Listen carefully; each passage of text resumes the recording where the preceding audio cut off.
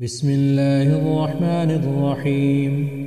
وما كان لمؤمن أن يقتل مؤمنا إلا خطأ ومن قتل مؤمنا خطأ فتحرير رقبة مؤمنة ودية مسلمة إلى أهله إلا أن يصدقوا فإن كان من قوم عدو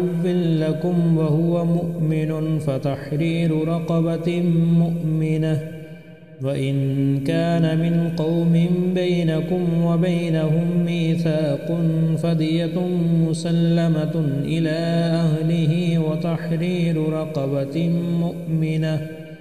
فمن لم يجد فصيام شهرين متتابعين توبة من الله وكان الله عليما حكيما ومن يقتل مؤمنا متعمدا فجزاؤه جهنم خالدا فيها وغضب الله عليه ولعنه وأعد له عذابا عظيما يا أيها الذين آمنوا إذا ضربتم في سبيل الله فتبينوا ولا تقولوا لمن ألقى إليكم السلام لست مؤمنا تبتغون عرض الحياة الدنيا وعند الله مغانم كثيرة كذلك كنتم من قبل فمن الله عليكم فتبينوا